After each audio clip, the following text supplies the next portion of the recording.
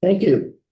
Good morning, everybody. It's Wednesday, April 16th, 2025, and we are the House General and Housing Committee. This morning, we've got a busy morning. We'll see if we get all of it, and if we don't, it might spill over. We're gonna have an introduction and walkthrough of S-125, which is the Senate. It's a collective bargaining rights workers' comp bill. The workers' comp part has been, in fact, stripped out. It hasn't been stripped out, but in fact, it was copied over into another bill that the House Commerce is dealing with.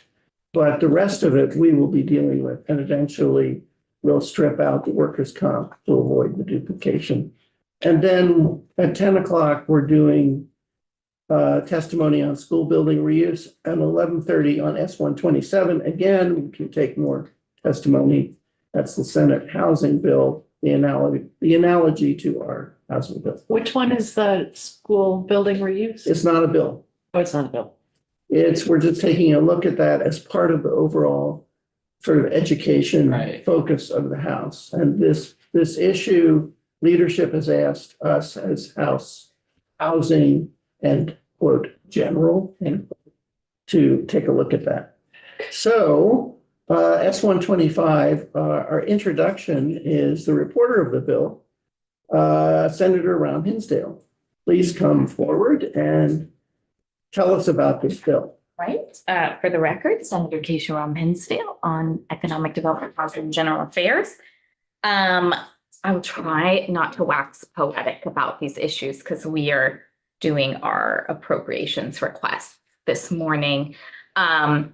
But you heard that the first four sections I already reported in House Commerce. I would just say the UI, workers' comp, even certified payroll, which you're going to look at, these are very technical debates or overall policy considerations that still have a really big impact on people's lives. So broadest overview with workers' comp, it's a system we've had for about 100 years in this country. And it is one of our grand bargains in the relationship between employees and employers, so that you cannot sue for injuries on the job, but you are guaranteed some access to medical care and support. So, something that is hopefully still considered a win-win in a time of upheaval in this country where we're questioning a lot of labor relations. But I think it's important to level set that these are systems that have worked for a long time.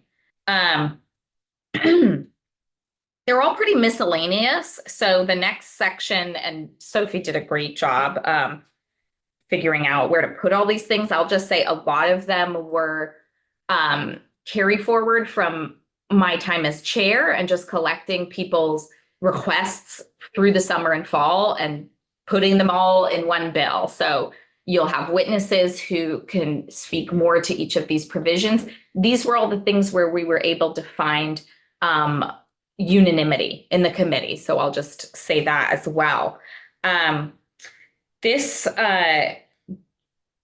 The judiciary supervisors piece, I think we did it. We tried to do it last biennium as well. So VSEA can come in and talk about this.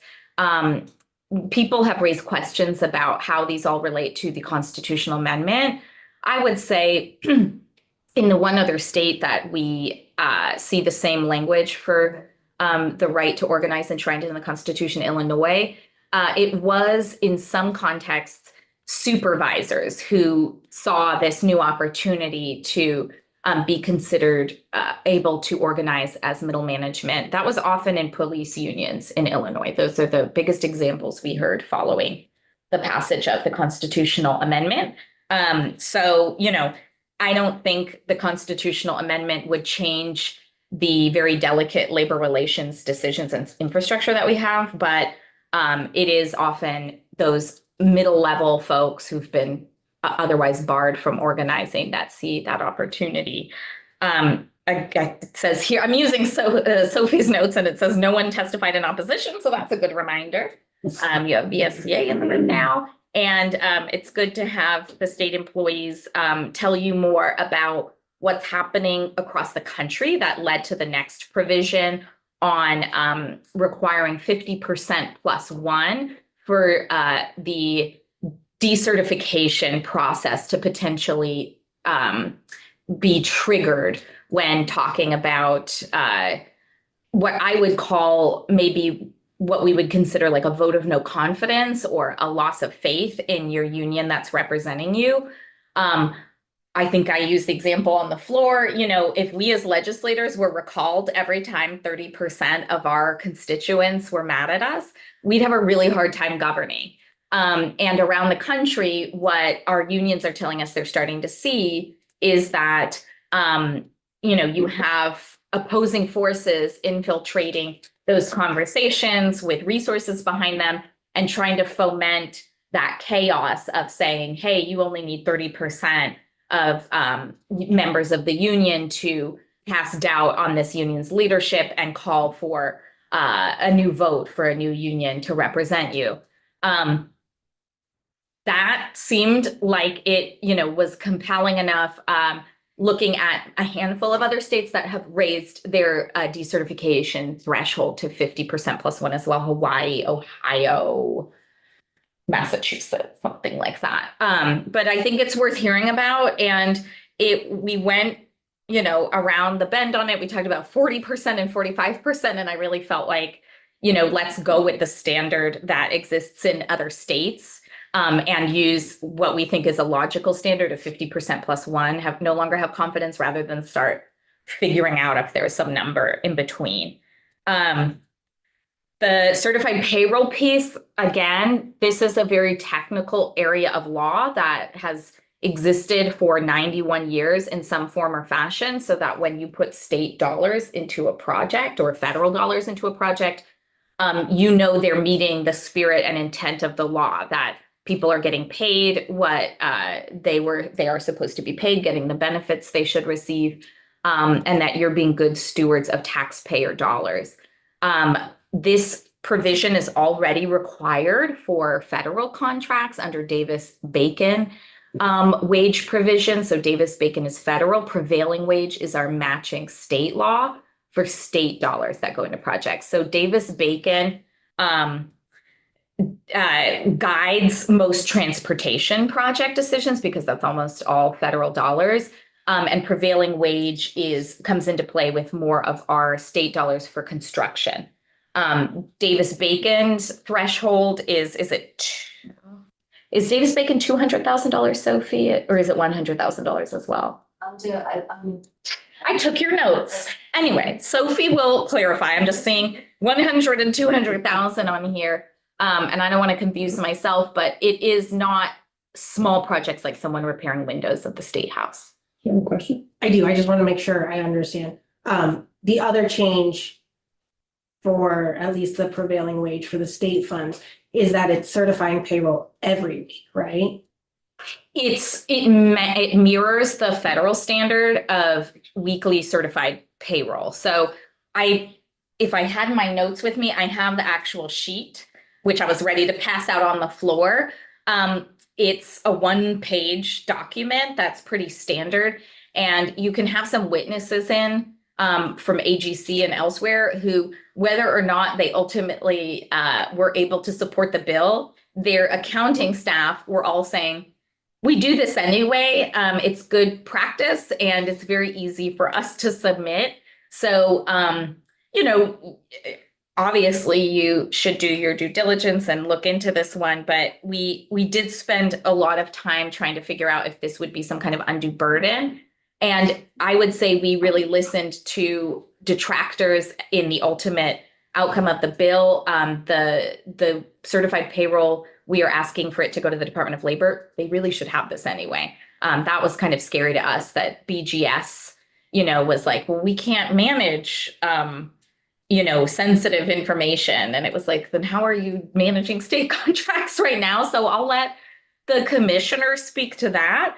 But we ended up taking the attorney general off the list of people that would receive certified payroll, because that's where people felt like, well, it feels like some advanced gotcha, that why is the top cop in the state getting the certified payroll and what are they going to do with it?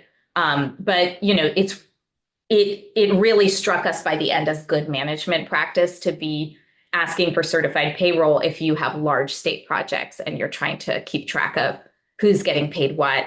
If you look at the one pager, I actually think it's valuable when I was on government operations and we look at the policy decisions we're trying to make about state contracts. It asks how many, women do you employ? What kind of training do people have? Do you have apprentices? So I actually think it's really valuable information for the state, and vendor relations and contracts has been a very sore subject for those of us on government operations, because it feels like a way we could be using state dollars to support more Vermonters and Vermont businesses in a way that we do not track well I whatsoever. got a question, yeah. Could you just, when you have a moment, provide that one pager to us? Yeah. Gave that to me. I mean, I have it in my paper somewhere. I saved it, but Anyone I have is a Massachusetts one. yeah, the Massachusetts one. It's one page and it's, yes, thank you. The Massachusetts one would be great. So the states around us already have this requirement as well. So we also heard from the accounting staff of a lot of firms. They do projects in New York, Massachusetts, other states around us that require certified payroll at this level. At the $100,000 level? 100,000 and above, yes. And we pushed it out a year. That's the other change we made based on feedback was, it actually allowed us to hear from AGC and others that they do contractor education so that they can access state contracts and not experience, gotcha moments or do anything improper. And so we wanted to honor that and say, help our contractors do certified payroll and get this right. That's actually a good thing for us.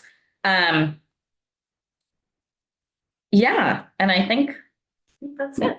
Great, questions? Yeah, I'm all in favor of help. That's for sure. Mhm. Just to clarify, going back a little bit, for a subcontractor doing, say, $80,000 worth of work, or a general contractor who has a multi-million-dollar state contract. Mhm. That's exactly why we want this provision. Because if the state gives out $1 million contract and they subcontract to someone whose hiring practices they're not paying attention to, who they're not tracking, immigrant labor and how those folks are being treated or paid, we end up with problems. So the dollar threshold you're talking about is the total. The contract. project, not the general contractors, not the subcontractors. If the subcontractor is doing $80,000 worth of work or something small, they still file the weekly. They would have to certify. They would have to hand that up to the Okay, to the GC. the vendor who's received the contract. Okay. Because there's a lot of subcontracting, Yeah. in the world of construction. Almost everything is a subcontract. So it matters to us that it's the total of the project. But we did have, people question, well, they're a small local Montpelier, mom and pop, and they just come and help fix old historic windows here. They're not going to be required to do this. But really anyone with But if the mom accounting. and pop subcontracts for a big project, Yeah. then it does come out of it. Yes. Okay. Yes. That does help them in the end get access to more contracts. Most states do require this certified payroll to live somewhere. And the biggest opposition we heard was the state saying, we don't know what we would do with it. And that's actually of concern to me. So I just want to pre-bunk that, we didn't assess that we should have certified payroll on some scale. If you guys look more deeply into the threshold, that could get you into good philosophical conversations about mom and pop type vendors. But it is good practice to know what you are paying for and who's receiving those dollars when you use taxpayer money. Well, yes, Just a quick question. So this would also apply, I imagine, to like the AOT big road construction So, projects or bridges so or. we had AOT in who we had to go around the axle with them too, that this doesn't apply to them because they already do Davis Bacon. So they already have their own version of this that's much stricter per federal law. Could that change in the next few years? Maybe. But they're very familiar with this. And you will hear people say, well, I think AOT's concern was this could limit the number of contracts because it's hard to achieve this. I think we ultimately felt that the driving force in Vermont having low numbers of bids was not something like certified payroll. And we are really happy with the other committees of jurisdiction to look into how we get more vendors to contract with the state.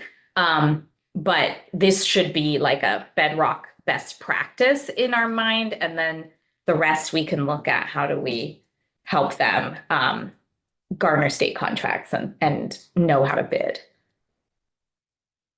So this copy is the That's- as passed unofficial version? Is that what Unofficial is version. being handed out? yeah. This was probably, we probably, Sophie knows, we probably did the same thing where we worked on the language and then passed it out as a committee bill. This is a committee That bill. was, you added, that was an amendment. Oh, right. Okay. So, we have a lot of new chairs and, our chair decided to experiment with a new path of voting the bill out and then continuing to debate some of these more thorny provisions because we were trying to be crossover. That ended up, working out better than I thought on the floor, but in case you see different pieces coming from different places, that's what happened. So all of which is on the as introduced. It's not, that's why it's not. Okay. Yeah, I just wanted to, Traffic in case anybody's looking for that language. Good So if you look at this handout of the as passed unofficial, it has no like intent of this bill is blah, blah, blah, blah, blah, blah, blah. Oh, I see. And that's because it's the as passed, but if we want to look at that, you have to look up the as introduced S120. It's Any a other nice questions? paragraph. We can, and we're about to hear from council on this. Well, Keisha, I know you've got a lot to do. Thank you for visiting. Yes, Sorry, I is hadn't, there something she can tell you that she cannot? I'm just trying to respect her schedule. during the, when you were drafting this bill, Yes. did you consider, prioritizing in-state contracts? That's a government operations jurisdictional question. Please work with them on contracting because it's an economic question overall. It touches a lot of jurisdictions and I think the state could do better at supporting in-state operators to access contracts across the board. It's something I worked on when I was on government operations. And if someone's interested in it, it's one of the most effective ways we have to steer dollars toward the right policies and the right people and our in-state vendors. And I think we could do a better job of that. I mean, it is not to exclude other vendors, but just prioritize in-state vendors. Yeah, That was my thought, I like, would say we have regional vendors and it's just workforce challenges exist Yeah. everywhere right now. Yep.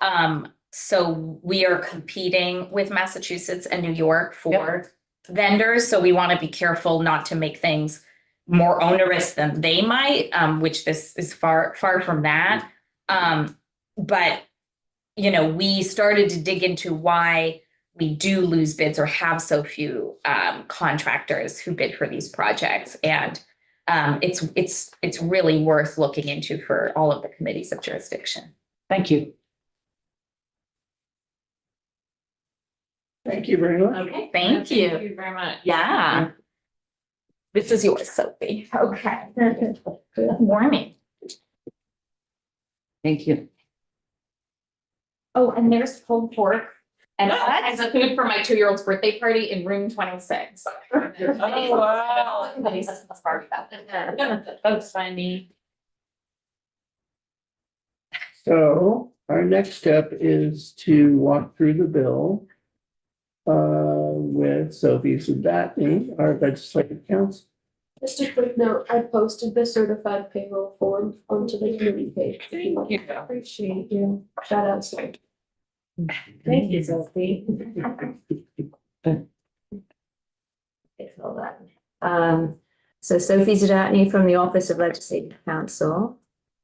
I'm going to put the bill up the screen. So as Senator Ron Hensdale discussed, there were S-125 initially has these 4 workers' comp provisions. And then it also covers judiciary supervisors. It also covered a request for $250,000 to go to the Vermont Labor Relations Board to help with staffing, which then got stripped out by Senate appropriations. And then subsequently, 3 members of the Senate Economic Development Committee submitted an amendment that then added the certification provisions under the State Employee Labor Relations Act and added the prevailing wage certified payroll. So that was just a sort of procedural history. Yeah. And as the senator mentioned, right now the workers' compensation provisions are in the bill that's in front of you. You have possession of the bill. The House Commerce and Economic Development has not yet voted on, but is looking to amend S-117, which also came out of Senate Economic Development, to add those 4 workers' comp provisions to the bill they have over there. So as the So chair what they mentioned- do, would Yeah. we then strip them out of this bill? Right, right. So they would be duplicative, so. So I'm going to go through just skip the process. Anyone has any questions, just skip through those 4 sections. So on section 5, what this section is doing is simply removing the term supervisory employees as being excluded from the Judiciary Employee Labor Relations Act. So what section 5 does is it allows judiciary supervisors to organize. And as often happens with the labor relations statutes, the term employee is defined, and then it says, and these people are not employees. And so currently it strips out managerial, supervisory, and confidential employees, and this would just remove that exclusion for judiciary supervisors. Typically, you can supervisors can organize under the State Employee Labor Relations Act. They just would be in a different unit from the folks that they can't have supervisors and the people they supervise in the same unit. So this would allow judiciary supervisors to create their own bargaining unit. Do you know whether the Senate heard from judiciary on this matter? They did not. So there were no witnesses. I don't think there were any witnesses. Maybe I don't know. I don't know if they were asked. Again, this is very similar. The definition of a supervisor under the Judiciary Employee Labor Relations Act is virtually identical to the definition of a supervisor under the State Employee Labor Relations Act, and supervisors under the State Employee Labor Relations Act are allowed to organize. So it may be that it was not something people felt strongly about, but I don't know. So maybe somebody would be interested in hearing testimony from the judiciary on. Is this the kind of section which in a way would be maybe not preempted, could be overtaken by or unnecessary if PR3 passed? Yeah, I mean, potentially that would, right, I mean, with Proposition 3, the constitutional amendment, I would anticipate there would still be exclusions from who could, although the language is very broad, you know, employees can have the right to organize and bargain collectively. I think you would nearly always have some folks that would be excluded, particularly confidential employees that have access to confidential information, as well as managerial. But supervisors, again, that's not unusual to allow supervisors to organize as long as they're not in the same bargaining unit as the folks that they supervise.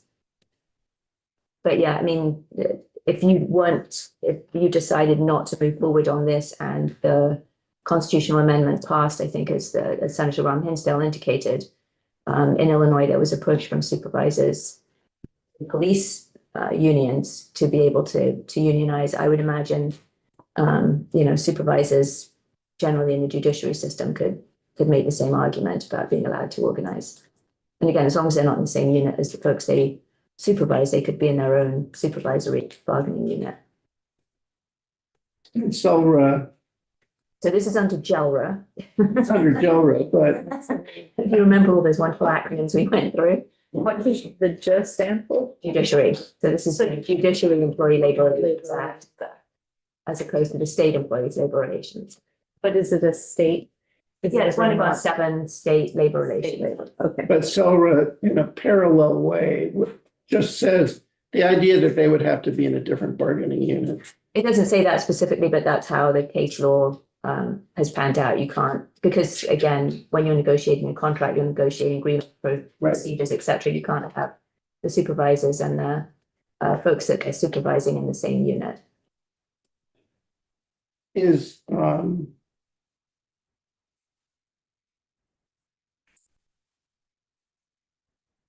but is, so neither this legislation nor any other specifies the different bargaining unit requirement. That's just a matter of case law. That's something, yeah, I mean, again, the Vermont Labor Relations Board ultimately certifies a unit. So a proposal of this is who we think should be in this bargaining unit goes to the VLRB, and then the board goes through, and then there can be disputes. Well, no, that person shouldn't be in because they're a confidential employee. That person shouldn't be in because they supervise these 3 people.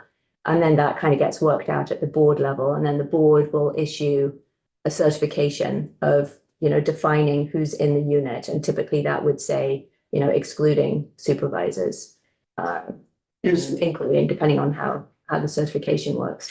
I think you went through this before, but could you just quickly reprise? Are there other supervisory employees that are allowed to unionize on state law? Right, under the State Employee Labor Relations Act, supervisors are able to unionize. And again, the definition, which is not getting changed here, so it's not included in this bill, but the definition of a supervisor under the Judiciary Employees Labor Relations Act and the State Employees Labor Relations Act is virtually identical. Other questions on this issue before she moved on? Okay, go ahead. Right. So section 5A, this is the decertification provision. So currently, and this is under the State Employees Labor Relations Act. It's only under the State Employees Labor Relations Act.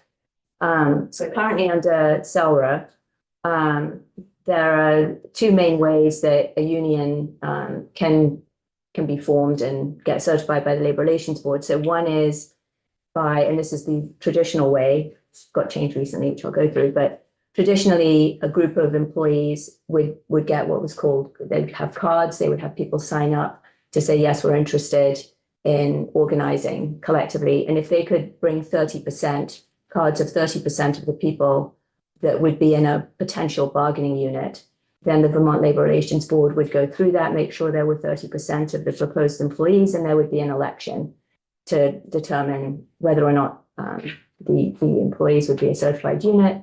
And the election would be by a majority. So 50% plus 1 would need to vote in support of having the union come in. And then more recently, in Act 117, the legislature passed that you could have what was called majority card sign up. So under that approach right now, again, potential bargaining unit, if you had 50% plus one of the folks in that potential bargaining unit signing cards saying they were interested in forming a union, then that would be enough. You wouldn't need to do an election. You would just, they would submit the cards. Again, the Labor Relations Board would go through the cards, make sure, they had the right number, et cetera. But then you would kind of skip the election piece. You would just go straight to certification and then moving forward. So historically, to decertify a union was under that first provision. So if you wanted to decertify, either have no union or switch unions, and this does happen periodically, is, we've got this union, we'd rather have those folks being our representatives. Again, you would have the 30% of the unit members would show interest in having an election. An election would be held to ask, do you want this union? Do you want a different union? Do you want no union? And there would be an election. So what this provision is doing is taking away, removing the 50%, the election where you show interest of 30%, and then you have an election where you would need 50% plus one. It says 51%, but historically it's 50% plus one.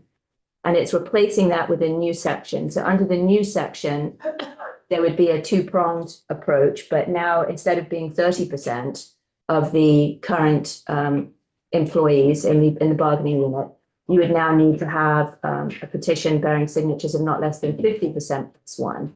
So you would need a majority of the current members to show interest in having an election to remove the current union. And then you would have the election. And again, the election would be, whether or not the current bargaining representative is supported by a majority of the employees in the bargaining unit. So it's increasing the threshold currently from 30% showing interest to remove the current union to 50%, but it's retaining the election piece. So there would still be an election once you get to that 50% plus one showing interest. Questions on this? No, I'll just say that doesn't track very well for me. I mean, kind of seems like you're missing a step in that entire process of parity. Right, this is Processes. they're not, so before the processes were parallel, they're not parallel now, they're different. That's true. Yeah, Yes. that makes no sense to me. This is a question for Rep. Parsons. Didn't we talk about this 2 years ago, last year? Yeah, we did the card check bill. Yeah. Didn't we talk about language similar to this where we wanted it to be Yeah, I parallel? believe that's what I had suggested, Okay, that it should be the same process for certification and decertification. okay. I just want to make sure. As you can imagine, though, Yeah. Yeah. Okay, thank you. and here we are. Okay, Any other questions on that one? And then 5B is the state construction projects. And this again is that, and just to be clear, because I know the question came up before, this doesn't cover the Agency of Transportation or the Department of Forest Parks and Recreation. But this would add a provision, subsection G, to the current statute, which would require that employers and subcontractors keep accurate records and payroll, which they should be doing anyway. But this is to provide certification. And again, this would require that those certified records, payroll records, be submitted weekly to the state agency overseeing the construction project. And then the employer and the subcontractor need to preserve the records for 3 years. And they're available for inspection by the Commissioner of Labor. And they're also available for inspection under the public records. yes, I have a few questions. So Davis-Bacon is not in this language, but this is mirroring. Davis-Bacon is for federal construction projects. What is the threshold for federal construction projects? I probably have it in here and I can dig through and look for you, but the threshold for the state construction projects are $200,000 currently, or 100,000 if there's another 100,000 coming from a different source. Thought you might ask me questions like that. appreciate you. For saying that. 100,000 if what? So the section 161, and again, it's not in the bill because it's not being changed. But section A of this section 161, when the construction cost of any state project exceeds the sum of, well, this says 50,000. I know it's 100,000 right now. Okay, B. Each contract awarded under this section for any state project with a construction cost exceeding $100,000 or a construction project with a construction cost exceeding 200,000 that's authorized and at least 50% funded by a capital construction act, or a construction project with a construction cost exceeding 200,000 with 50% funded by the cash fund for capital essential investments, shall provide that. So it's essentially 100,000. 200,000 if there's another 100,000 coming from a different source, but and again, the testimony was that the agency of transport does, because most of their money, I assume, is coming from federal sources, so they already are complying with the Davis-Bacon Act, so they're already doing this. My understanding is the main focus here is really the buildings and general services, is BGS does not do this. And this is really, so BGS did come in and testify. This is focused on BGS. Right. And BGS did come in and testify about the bill. And then there was testimony also from the Agency of Transportation because they have some familiarity with how this has worked. So there's not a huge change. I guess I'm having a hard time wrapping my head around what the change is and why this is now, if it's already 100K. Yeah, so it's not changing that. I think the concern is to do with making sure that it's really certifying the payroll that you're paying people correctly and you're classifying people correctly. And then you've got a signature. Again, there's an obligation here that the record shall be accompanied by a signed statement from the employer or subcontractor verifying the accuracy of the record. So it's really holding people accountable to make sure that people are being paid correctly. Okay.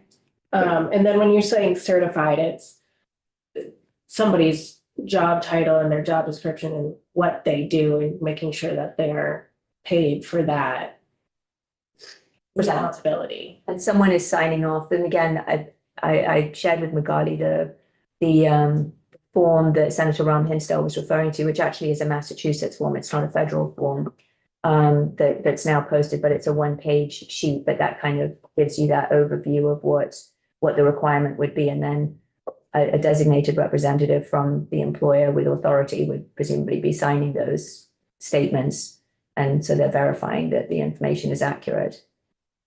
I have another question. Please go ahead. So say there's a mistake. So I've been in HR for a decade, mistakes made on payroll. It's obviously up to the employer to rectify that. There's also some responsibility of the employee to make sure their pay is correct. And but if there's someone signs off, you have a payroll manager who signs off, and there's a mistake on it, who's liable? So what I understood from the testimony from the Agency of Transport is typically there's somebody that's working at the Department of Labor that's going through this, and they will reach out and say, this doesn't look right, this seems inconsistent, and they'll work it out. I mean, that the Department of Labor acts as a check to make sure that the information is correct. And then it gets worked out that if there's an error that's picked up, it gets corrected. So I don't think there's at least from my takeaway from what the Agency of Transport was testifying to, it didn't sound like a punitive thing. It was more an administrative check to make sure that things looked correct. But again, you may want to have those folks in to testify as well. Absolutely, thank you. Yes, Tom. So I'm on the same page on item number 4 now, line 13.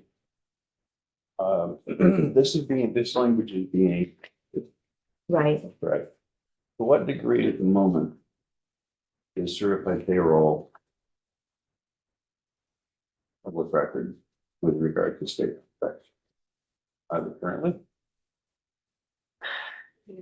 I mean, usually if you're asking for information on how the state's spending its dollars, you can find that information out because it's state dollars. So how is it being spent?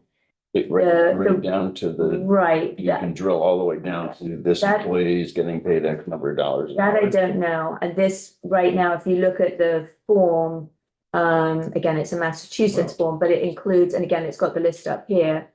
The form would include the name of the employee, the address of the employee, the hours worked, wages paid, employee's rate of pay, and the classification. So whether that information would be redacted in terms of the employee's name and the address, and it would just be, these are the hours worked and X this is number the of- category they were in and whatever. Yeah. I'd like Right, so that would be to know a, that before. yeah, that would be a Public Records Act inquiry. I just know from my own previous experience, we would not have shared that information. We would share the overall information, but not Tom earned this amount and Tom lives here. We would not have shared that Okay. information. I would like to clarify it before we get to the, because I can imagine that some of the employees don't want that public record. Right. Question. I guess my question is very basic since I know nothing about labor other than what I've learned in this room in the last 3 or 4 weeks. We're learning quickly. I have good teachers. Current law, state law requires that contractors and subcontractors working on state projects pay prevailing wage. Right. And that applies to subcontractors and their employees. Right. Okay. So, If it's of a certain value, right? right, and that value is Essentially 100,000. $100,000 of state money, Right. because it talks about 200,000, but that's if another, That's if there's another, right. so effectively $100,000 of state money. So it's a pretty low trigger. But it's not somebody coming in to paint something or replace a window or, Right. right. And so when we say BGS doesn't do this, they and their subcontractors, their contractors and their subcontractors pay prevailing wage. Right. There's just no trail to prove that that happens. Right. They're not submitting, they're not doing certified payroll back to BGS at this point, verifying that this is what we paid. But yes, they would be under the obligation to pay prevailing wage. How is that obligation tracked now? I would assume by the employer and the subcontractors. I don't, again, it's not a world I'm deeply familiar with. So that may be something you would want to ask about, but that's my understanding. If that's what the purpose of this is that accountability piece. I asked Magali to print out Thank you. the form. Thank you. I guess, I think it might be worth knowing what reporting obligations there exist now. Just because the reality is, we're asking everybody, really everybody. In other words, even the non-FA contractor, if they're part of a larger contract, we're asking them to fill out yet another form. And I'd just like to know what the obligations are now. Yeah. Yeah, I was just gonna, I think you're spot on with that. Like, so many of the contracts that happen are general contractor that subs out to 12 different companies that do a bit here, a bit there, and a bit there to put a whole project together. And if this is gonna require, we say it's not gonna require the person to replace the window, but if. It will if they're. But if you had, part of a contract. if you had a large contract with 15 people working on it and one of the jobs was replacing a window and you had the local window company come in and do it, you can do that. Now you are doing this for replacing a window. So I think it would be helpful to hear from. I would just like to know, I mean, it's a form, okay. If there, for me, if nothing, if there's absolutely no reporting now, I could understand the need for certification, but I'd like to know how this is enforced. I think it would be easier for people. Okay, is that something you can find out, or is that something we should take testimony? I would suggest you take testimony. I started a list of people we should take testimony for. Okay, great. And I'm sure, you know, the list of who testified in Senate Economic Development is available too. And then just to close out section 6, effective dates, it would all scheduled to take effect of this year, except for 5B, which is the prevailing wage, certified payroll piece, which would be scheduled to take effect of July of next year. So it would provide a year to, for employers to prepare for. What is the, go over that again. What is the one that's delayed? The prevailing wage, certified payroll that we just talked about, 5B, section 5B.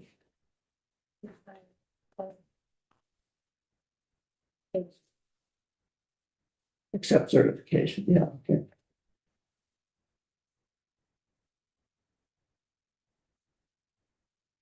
Any further questions of Sophie? Thank you. Do you want to talk about, you had mentioned yesterday about maybe adding, Oh, right, if you want to talk about yes, that. we do. I forgot, that slipped my mind.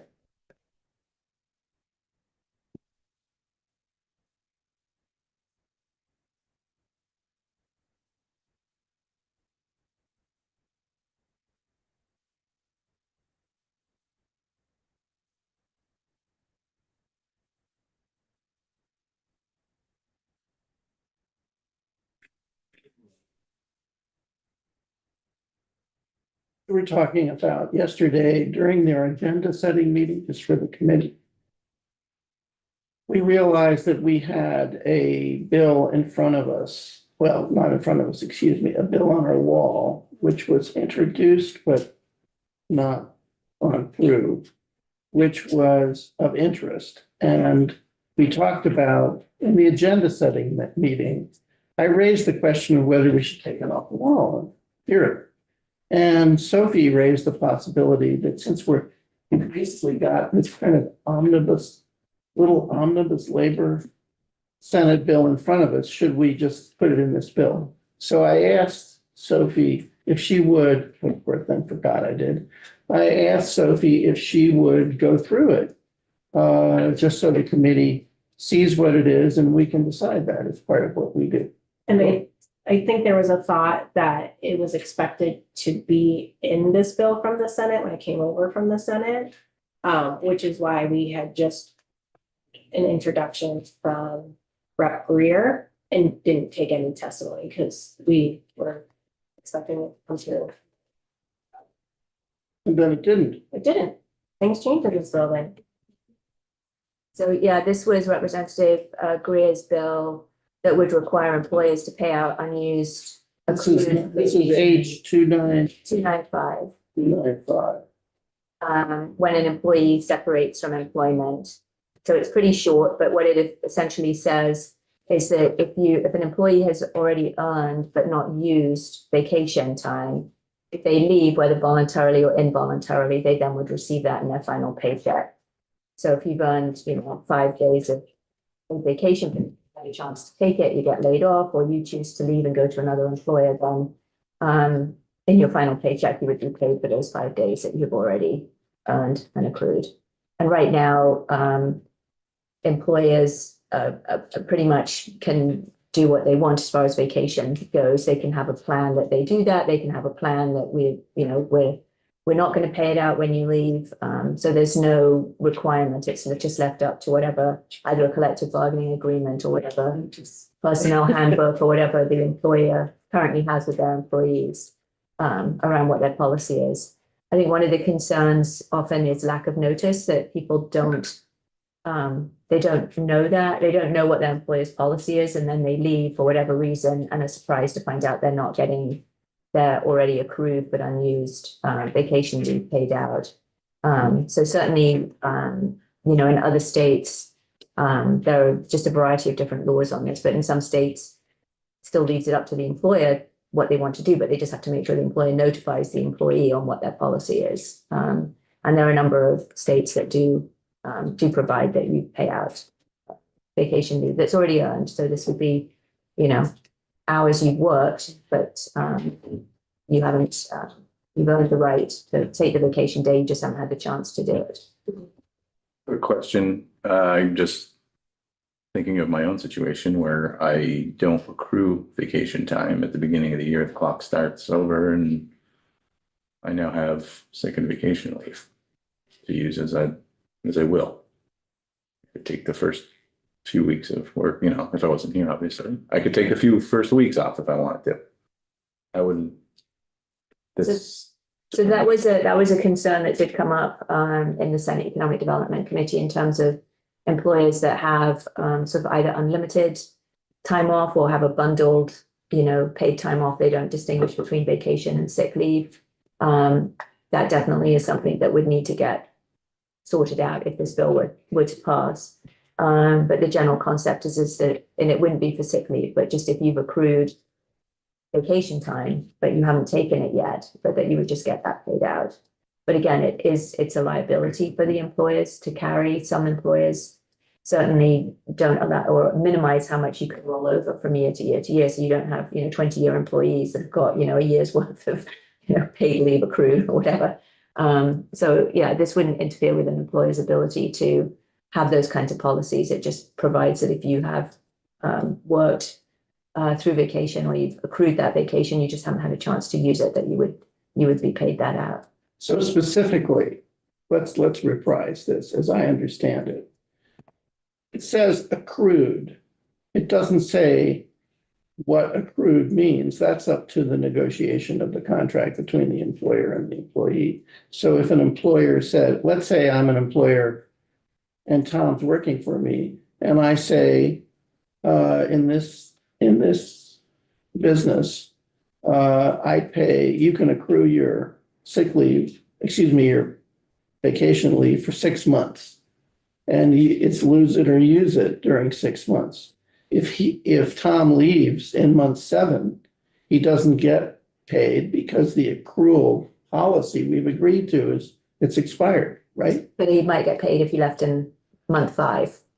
Yes, if you left in month 5. So it's up to in other words, it's up to the individual contracting process for the between the business and employee, what the policy is for how long you can accrue vacation. This is not requiring employers to provide paid leave. It's Right. simply saying if you do provide paid leave and people have accrued vacation at the time they leave, whether voluntarily or involuntarily, they should be paid that out when they leave. But as you pointed out, on the other side, employers who have just allowed it to accrue for a long time are in trouble or have to change their policy. And this would leave open the problem of, let's say my business is just, you can accrue it as long as you do. And then I look at this legislation which passes and think, oh my God, could I then subsequently adopt a rule saying, oh no, it only accrues for a year? I could, but it wouldn't cover the existing employees, I guess. Or the I think you would existing- need to provide notice to your employees Yeah. if you're changing your personnel handbook. And again, if you've got a union contract, it's going to be governed by the Sure. union contract. Yes, I was just gonna say that I would think that one thing that should be added in here is enumeration of what the company's policy is on the day of discharge. you mean that you have to tell the employee what the policy is? So what's That's one of the things what's- about not, What some you know. other states have done is said that if you don't have a policy that specifies that, then the default is you pay it out. So that's kind of how they've approached that. So it then incentivizes employers to be clear with their employees about what they do. So that is a potential option. You had a question? I'm still stuck on the answer to Joe's question. Which is, if you have an arrangement where there is a set amount available every year that does not accrue. Say I'm an employee in this December and I know I'm gonna leave, I'm gonna wait till January 3. When I have another 2 weeks available. How do we Do we address that at all, or is the employer? This is simply I mean, just, just- I mean, again, all this is doing is saying if you have accrued but unused vacation, then you can, But if you don't have Yeah. a, you gain a day every month or so, if you don't have. right, an if you have a accrual different, system, right, and then it that's, doesn't apply. well, I think then you're gonna, if this passed, then you would have to think about how you wanted to handle that. I mean, certainly that was an issue that came up for Senate Economic Development. I think, again, I don't want to speculate as to why they didn't move this forward, but I think the fact that there are different kinds of, there are just many different ways that employers handle vacation and sick leave. Some just bundle it all together, some have, very rigid rules with it separate. So yeah, I mean, this would certainly, I would think, encourage employers to think about what is their policy and how are we going to handle it moving forward. Yes. My personal experience, maybe it can shed some light. So employers who bank, so in the beginning of January, it's usually year to year, either from January to December or July to June. And if they bank it, my understanding of this bill is that there's no change to the employers who bank it. So if you get 2 weeks every year, nothing changes. Their policy still stands. It's for when you accrue. Because the idea of if you are accruing time off, it's you are receiving a benefit for the hours that you work. Okay. Hour by hour. Hour by hour. So, I worked in HR for an employer who literally in your first minute, you're starting to accrue seconds. Obviously, no one goes down to that, but that's how it works. But I have found that several employers who do just the bank, if they do offer, because it's not mandated in any state policy, if they do offer payout, they say, they'll usually quarter the year. So if you leave in the first quarter of the year, maybe you get a quarter of your banked Okay. vacation. And while this isn't on sick time, I think when we're talking about paid time off, I think it's important to remember that in the state of Vermont, you as an employee get 1 hour of paid sick for every 52 hours work. And you're eligible for 40 hours of sick time a week, or a year, thank you.